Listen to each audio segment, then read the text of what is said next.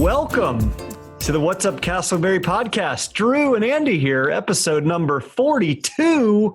Unbelievable. We are like Jackie Robinson, Andy. That's probably the only similarity. Probably. Episode 42. It's the number popped in my mind. Anyway. Drew, one of the rules on the podcast is don't say what comes into your mind without filtering it first. That's a good point. Very, very important. That's podcasting 101. Trying to learn this. I got to get that rule squared away. Well, folks, we're glad you're here. Welcome to the conversation. We, Andy and I, along with our producer, Robin, love to have conversations about things in Casselberry and Seminole County, about Casselberry-related issues, and we have guests and friends who are involved with Casselberry. We've got a great guest for you a little bit later on today, but Andy and Robin, let's pat ourselves on the back. You know I'm known to do that from time to time.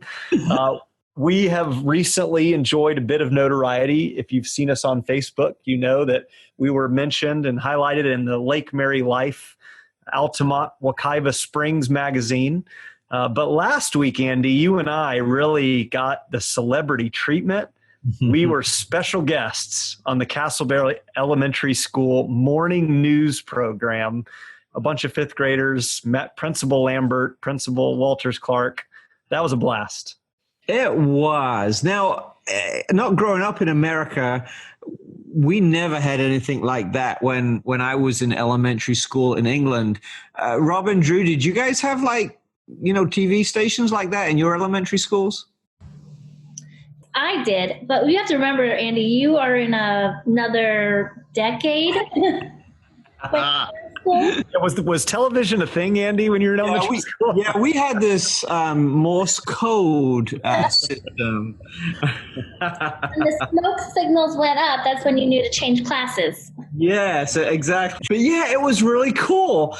And I'm really grateful that Miss Lambert allowed us the opportunity to use that medium to announce our community member of the month. It was pretty cool standing in front of that green screen, realizing that there was several hundred kids watching us. And it was an honor to announce to a very surprised Miss Kim Young that she was our community member of the month. I love that. Yes. In fact, we are quickly learning there is quite the push. There's some competitiveness. We've got some great folks in our community. And when we highlight next month's community member, which we'll get to in a moment, there are some really great potential nominees here. Thing I wanted to highlight for our Casselberry in the News segment, kind of going along the theme of Casselberry Elementary and the theme of Andy being old and kind of going back in time, is the fact that reading books is back in vogue. I was perusing through social media and I saw a highlighted free little library, which we've had for a while right outside the elementary school here in Casselberry, but there's now a new one over in Fern Park, our neighboring community, right along the Kewanee Trail. And I thought that was an interesting observation that there are these, in light of the fact that people are having more and more difficulty or maybe even fear of going to public places like the public library, that these little libraries are popping up around town.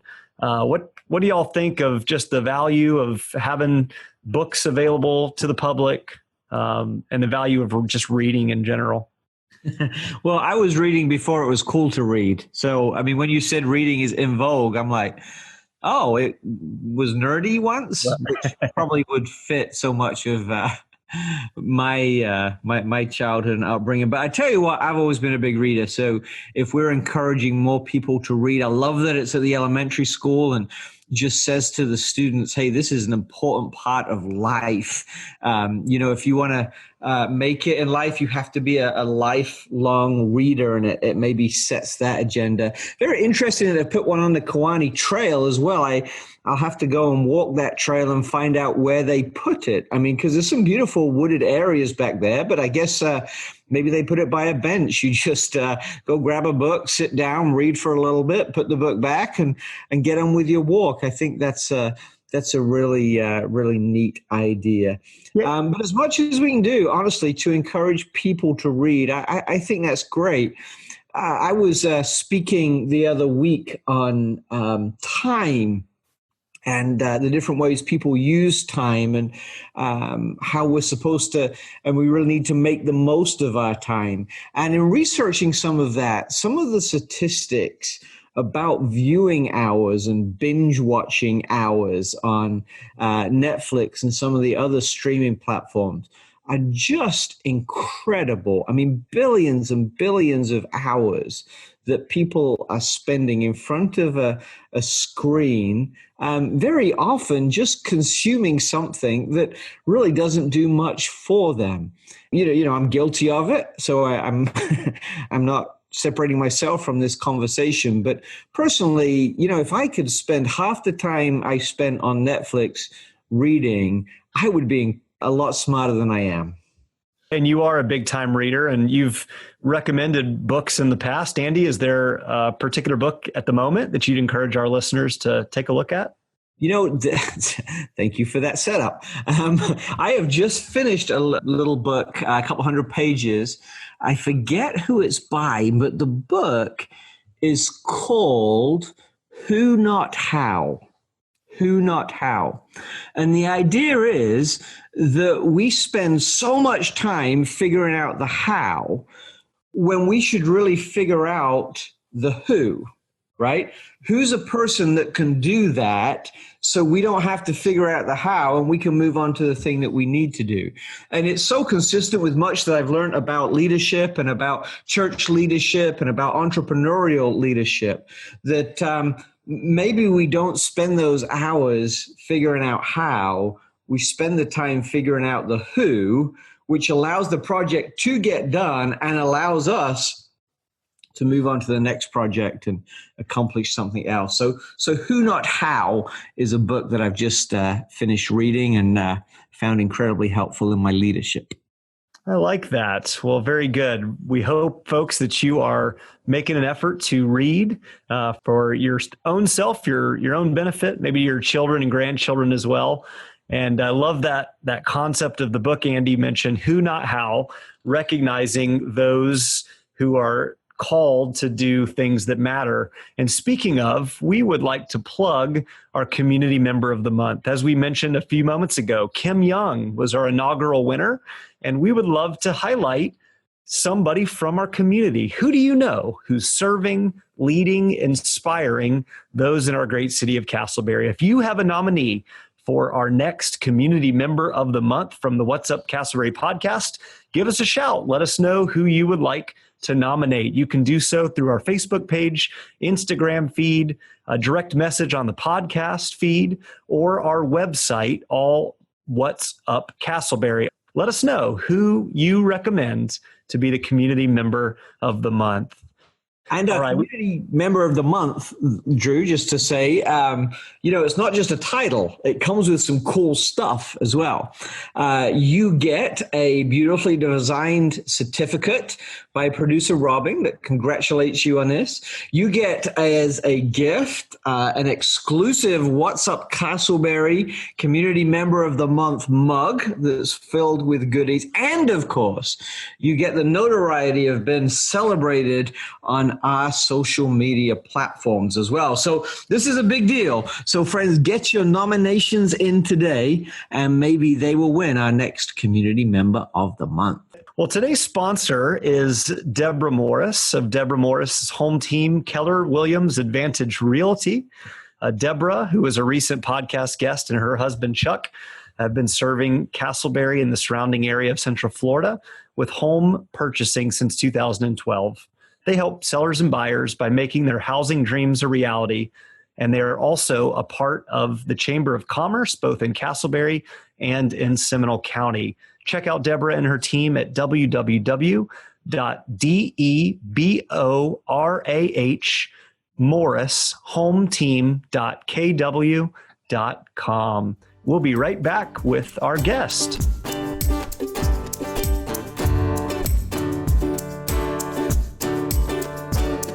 Ladies and gentlemen, welcome back to our most exciting part of the podcast where we interview someone of notoriety, someone of fame, someone of greatness. But today we kind of had to pass on that, and we just kidding. Ladies and gentlemen, this is my pastor, Andy Searle, folks, just lifting me up all the time. Would you care to start again, sir? All right, okay. We can start again. Welcome to our favorite part of the podcast where we interview someone of notoriety and interest in our community, someone who's making a difference, and someone who has some information that we believe will be helpful for you to know about.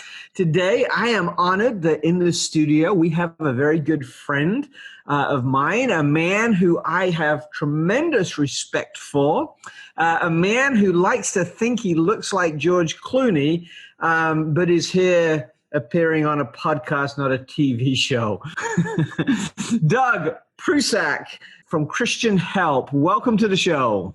Thanks, Andy. Thanks, Drew, for having me. Thanks for that wonderful setup. And yes, I'm glad this is a podcast and not video. That's good. We like to make light of our guests. We like to make you comfortable. Doug, welcome. We're so glad you're here. Just to get us started, let the folks that listen kind of get a feel of who you are. We've just got some couple of little fun icebreakers for you. So I'm going to fire away. Andy and I will take turns and just kind of first thing off the head. Here we go. Doug, favorite sports team? That's an easy one. That would be the Boston Bruins hockey team. Favorite ever concert?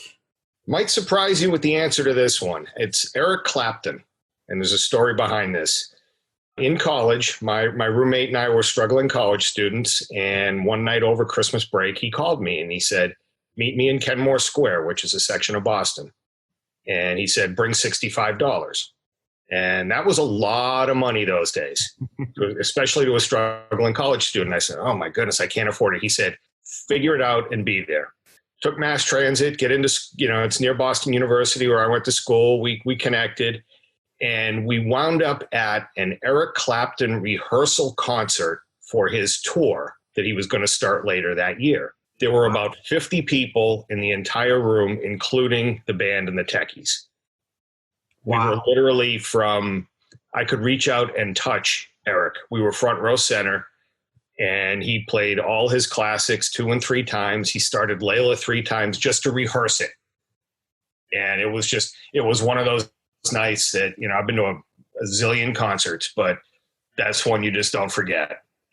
I'm glad you didn't reach out and touch him, but that's awesome. I didn't know that kind of rehearsal concerts were a deal.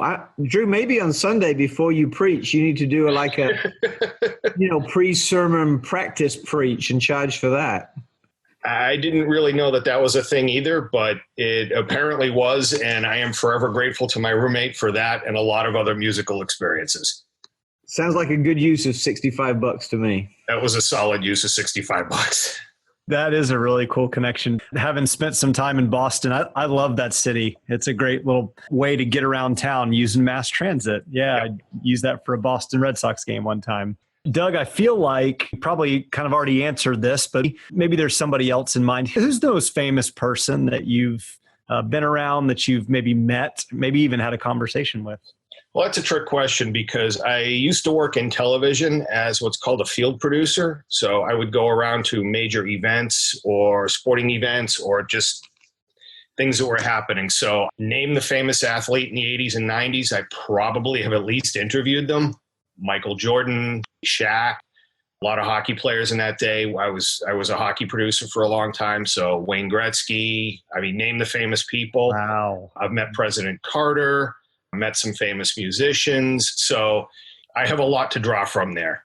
We're in Orlando in Central Florida podcast. Tell us briefly about Shaq. Is he as big and larger than life, personality and size as he appears? He's a human eclipse.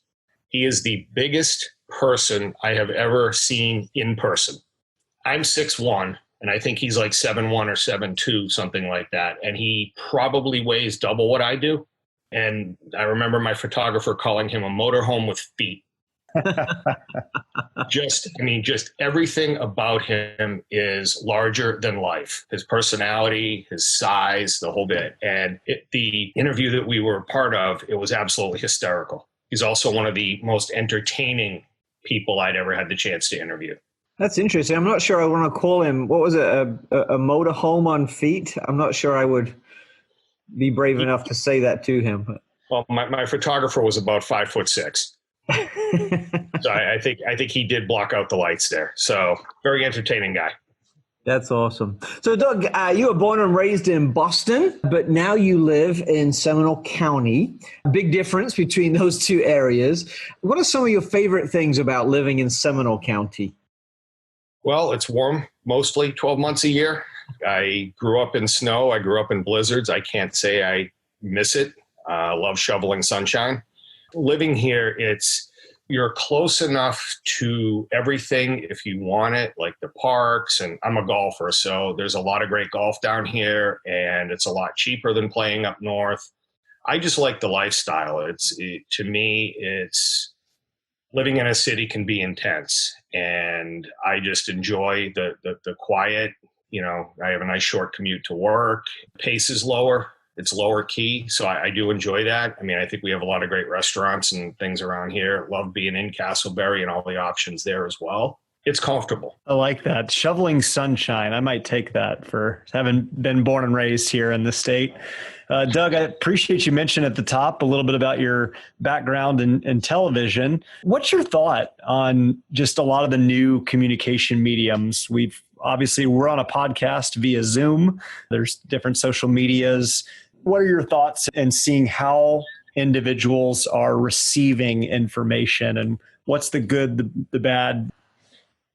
There's pros and cons. I grew up at a time when we had 3 TV stations and they all went off at midnight. So there wasn't the internet. There wasn't the 24-hour news cycle. 24-hour saturation of news. And having been in that world and just seeing what comes out of it. And there's so much like what you folks do. This is a great podcast. It's highlighting something positive. It's highlighting a city. You're diving into your city and sharing the good things. And there needs to be more of that. There's a lot of, with the good comes the bad. There's a lot of misinformation. There's a lot of disinformation. You see it in our politics now. You can find a podcast with some crazy wackadoodle conspiracy theories on it.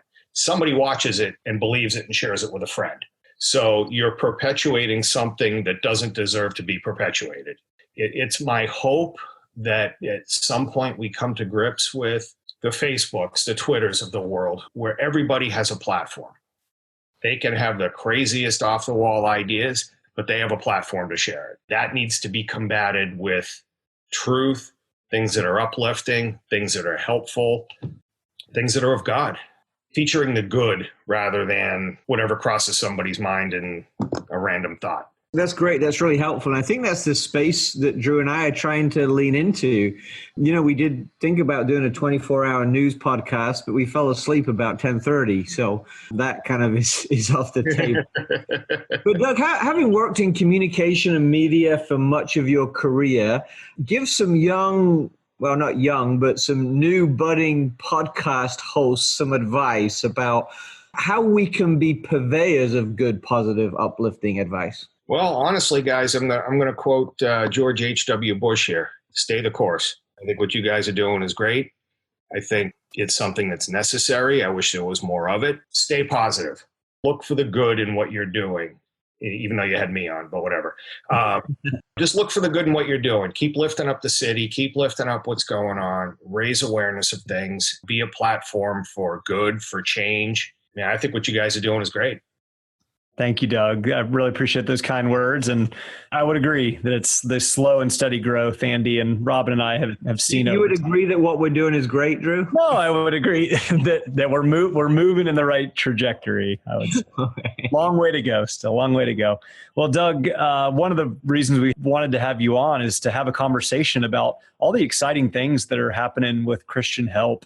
We had Vicki Martin as an early guest on this podcast several episodes ago, but could you kind of give us an overview of Christian Help, who you are, where the organization is, and maybe your role within it? Absolutely. Well, Christian Help we just entered our 29th year serving the city of Casselberry and surrounding communities, which is pretty amazing when you think about what gets done out of our little headquarters on Seminole Boulevard. We're about providing jobs, food, resources, and hope to the community. And, we share Christ in everything that we do. We like to think that we're his hands and feet doing his work. Just to be a part of this team is just such a huge blessing because we're all on the same team. I've worked in worlds where you can be on the same team and not be functioning together, when I really feel like we are. Christian Help, it's an exciting time for us because we're getting ready for Christmas and we're doing a Christmas blessing this year. Pastor Drew, we're doing it at Willow Creek. And like we always do, or we have at least as long as I've known about it. We have a great partnership with you folks, and we're going to bless hundreds of families this year with toys, food, a Christmas meal, and job resources for their parents. And just really, after the year that we've had, to help them start the new one off right.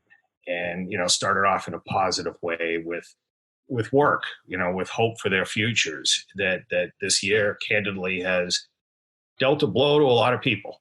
Yeah, Doug, you said Christian Help has been around for 29 years, and that is incredible. But my bet is that none of those 29 years have been anything like this last year as we fought COVID and tried to negotiate and figure out around that.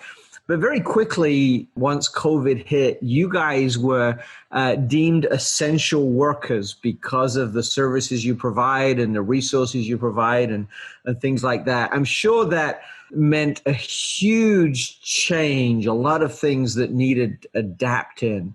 What are some of those changes that you've made? I mean, I know you're seeing tons of clients every day. How are you managing in this COVID age to do so much good?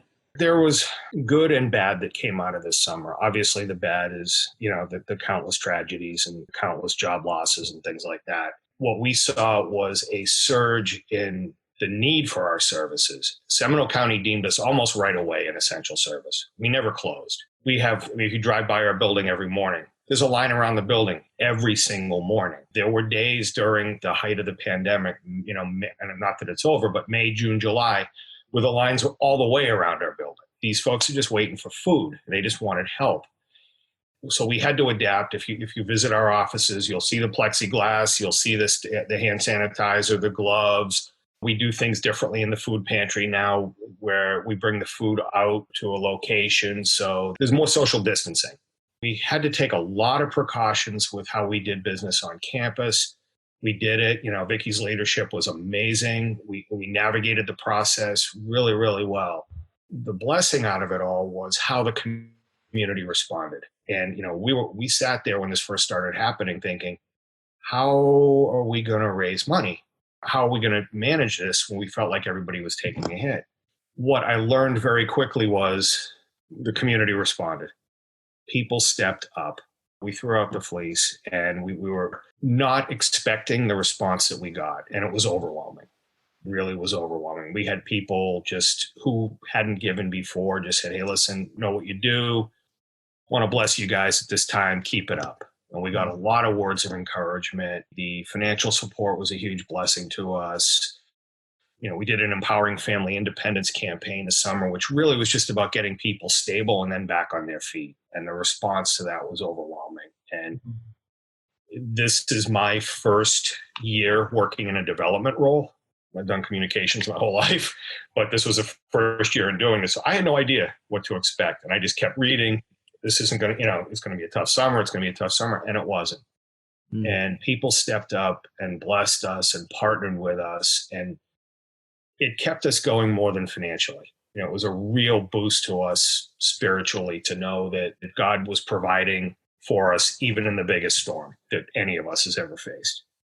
That's so encouraging and really a testament to our community that we have folks that are coming and kind of lifting and helping carry the burden collectively. We're recording this, Doug, in the middle of November. We're coming up on Thanksgiving and then shortly thereafter Christmas. People, obviously, for different reasons, are feeling benevolent or desire to help. You mentioned how people helped in the summer. How can people support Christian Help now? And what are some innovative ways in which people can help due to COVID? The biggest way that folks can come alongside us is financially. We're trying to do this year is called a Christmas Blessing, and it's going to be 3 days in mid-December over at Willow Creek Church. It's a variation on a theme of what we've been doing for the past few years. We did a Christmas extravaganza last year, and it was, I don't want to say it was it was a blowout or anything like that. What we've seen this year is a much greater need for our services. So the folks that we were helping this summer, we may still be working with, they're still not ready to put toys under the tree for the kids. They're still not ready to have a Christmas meal. They still need food and they still need job search counseling.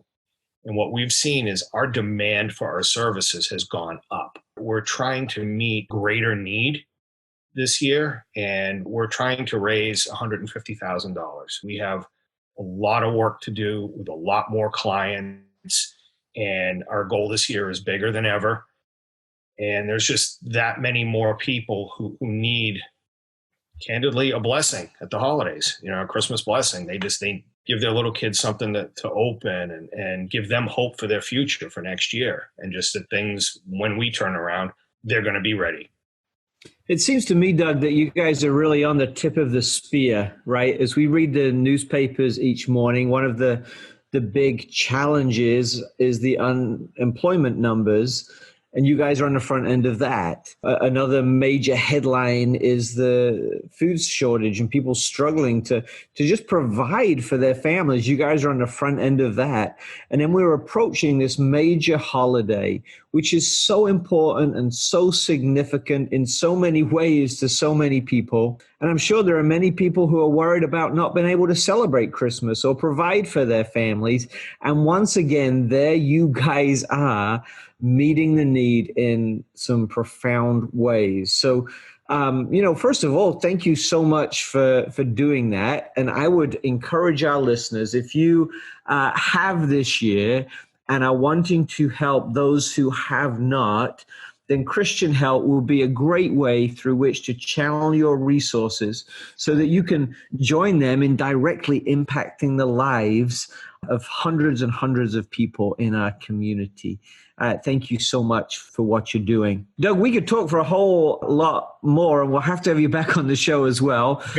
We need to wrap up. But before we do, a couple of last questions. Sure. Drew and I are on this perpetual search to get smarter. When you start with a deficit, there's a long way to go. So what would be some advice that you could give to us and to our listeners about how you've negotiated this challenging year? What's a lesson that you've learned that you could encourage our listeners with? Well, first of all, trust in God. Second of all, don't be afraid to think outside the proverbial box. What I realized this year is that no idea is a bad idea. And there's a kernel of something in whatever comes out in a conversation. It may not, 90% of it may not be any good, but there might be something in there to hang on to or try later or something like that.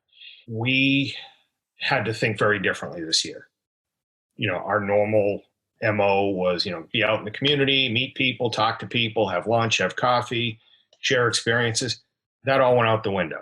And, so you have to adapt like we're doing now on Zoom, phone, digital communication. So just don't be afraid to think differently.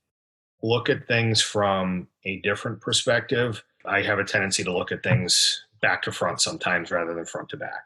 What I found this year was that was actually helpful because it helped you realize where you're trying to get to, and then you had to figure out how to get there rather than the path. That was a helpful concept this year, but most of all, just trust in God. That's really wise advice. As someone who's had a lot of dumb ideas over his lifetime, some of those have paid dividends this year. Doug, I'm so glad that we've been able to introduce you, my friend, to many in our community. And I'm always excited to talk about Christian Help because the work you do is just phenomenal. In closing, let our listeners know how they can connect with you and how they connect with Christian Help, and maybe if they're so inclined, how they can support the work of Christian Help this Christmas time.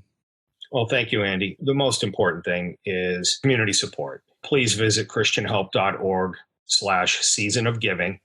And you'll learn all about what we're doing at the holidays this year. That's christianhelp.org/season of giving. My personal email is doug@christianhelp.org. I'm happy to talk to you. I'm happy to introduce you further to the ministry, just have a conversation. I'd love to hear from folks in the community. I think it's great. We're out here, we're getting ready for the biggest Christmas that we've had, and we're trying to do more this year than we ever had. And we'd love the community support.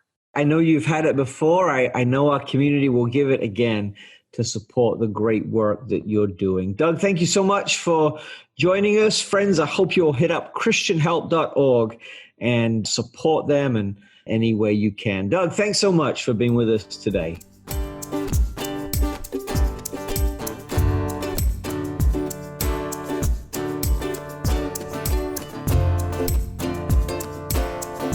Wow, listeners, that was super encouraging. Clearly, Christian Help is serving our community well, and we want to thank Doug Prusak for being a part of that team and serving in Casselberry. Andy, would you close out our episode with an inspirational quote from a familiar person? I will try my best, Drew. Listeners, this quote today comes from Robert Frost, the great literary gentleman who Drew affectionately calls Bob. Quite why, we don't know, but he has his penance to call people Bob when their name is Robert. So we'll hear from Drew's friend Bob Frost, who said this: "The best way out is always through."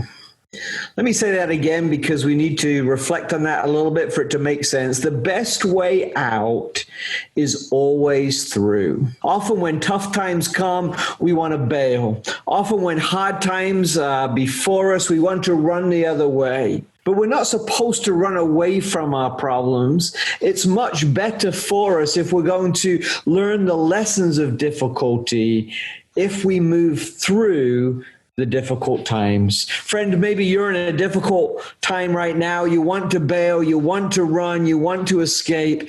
Don't. Just keep walking forward with strength and with confidence, and you'll get through. Because the best way out is always through. Well said, indeed. And the best way out of our conversation today is to wrap up. Folks, we hope you've enjoyed this episode of the What's Up Casselberry podcast, a casual conversation about our community. This podcast is produced with the great help and support of our producer, Robin Kepi. For more information about us, check out our website, whatsupcasselberry.com, our Facebook page, Instagram, or podcast feed, all with the name What's Up Casselberry. Like and subscribe to our podcast. Share with a friend. And until next time, we hope you have a great week.